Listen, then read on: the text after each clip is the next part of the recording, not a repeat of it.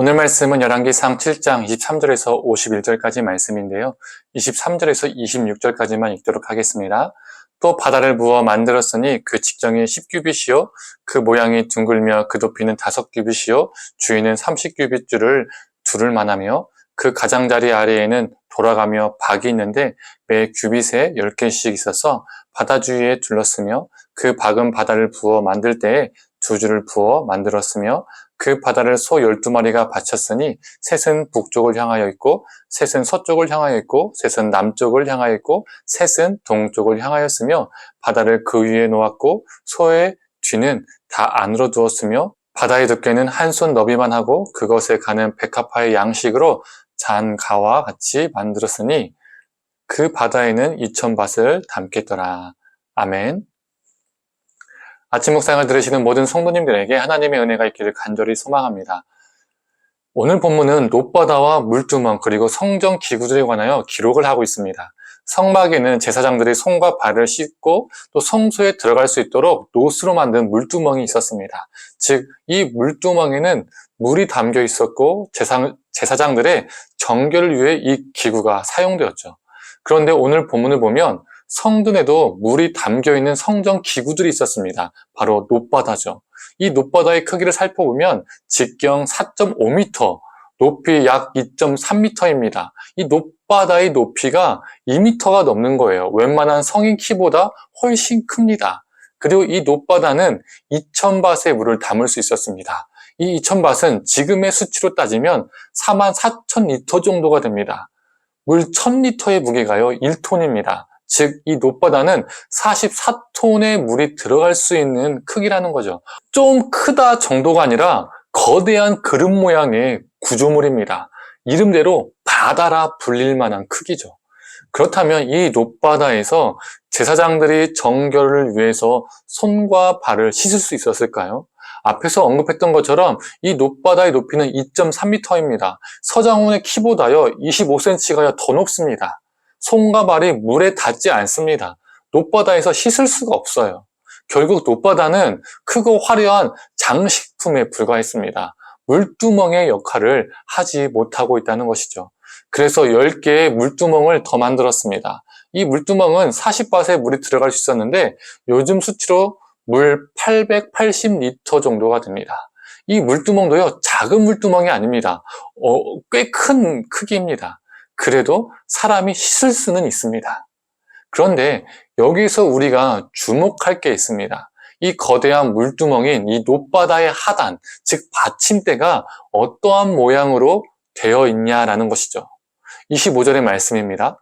그 바다를 소 12마리가 바쳤으니 셋은 북쪽을 향하였고 셋은 서쪽을 향하였고 셋은 남쪽을 향하였고 셋은 동쪽을 향하였음에 바다를 그 위에 놓았고 소의 뒤는 다 안으로 두었으며 이 놋바다를 받치고 있는 것은 12마리의 소였습니다.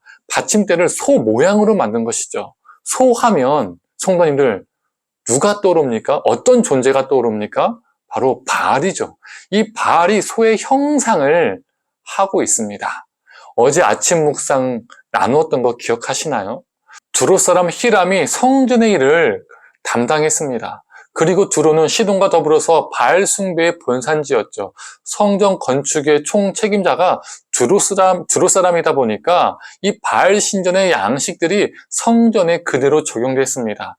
보아스와 야긴이라는 두 기둥도 바알 신전의 양식이었죠. 오늘 본문의 놋바다도 동일한 경우입니다.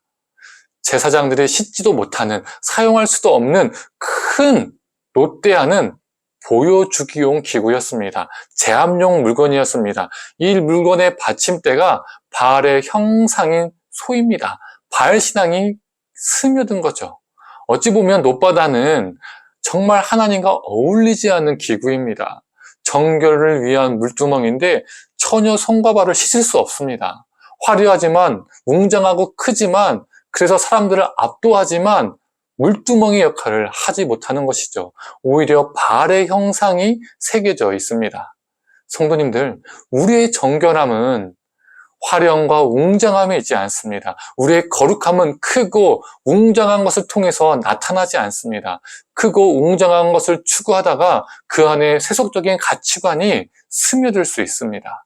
성도님들, 오히려 성막에서의 작은 물두멍은 투박하지만 정결의 용도로, 거룩의 용도로 제대로 사용되었죠.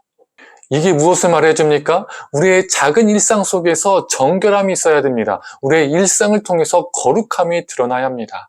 성도님들, 높바다를 화려하게 크게 만들었던 건 아마도 우리 하나님은 이렇게 크고 위대하다, 이걸 보여주고 싶었을 겁니다.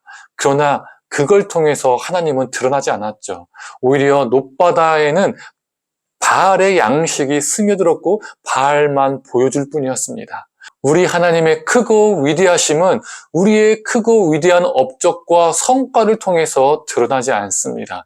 우리의 거룩한 삶을 통해서 드러납니다. 오늘 하루도 하나님의 말씀에 순종해서 거룩한 삶을 살아내는 저와 성도님들 되기를 간절히 소망합니다. 그 거룩한 삶을 통해, 우리의 그 거룩하고 진실된 삶을 통해 하나님의 크고 위대하심이 드러나기를 간절히 축원합니다. 함께 기도하겠습니다. 하나님, 높바다는 크고 화려하고 웅장했지만 제사장들이 씻을 수가 없었습니다.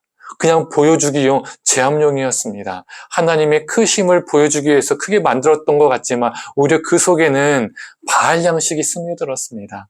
하나님, 우리가 이 높바다를 보면서 우리의 신앙이 어떠한지를 돌아보게 하여 주시옵소서. 하나님의 크고 위대하심은 우리의 크고 웅장한 삶에, 화려한 삶에 있지 않다는 것을 기억하게 하여 주시옵소서. 하나님, 우리의 정결이 크고 웅장함에 있지 않다는 것을 우리가 기억하며 살게 하여 주시옵소서. 하나님, 우리에게 허락하신 이 작고 소소한 삶 속에서 우리의 정결함이, 우리의 거룩함이, 우리의 진실함이 드러나게 하여 주시고 그 삶을 통해서 하나님의 위대하심이 드러나게 하여 주시옵소서. 감사드리며 사랑에 많으신 예수님의 이름으로 기도드립니다. 아멘.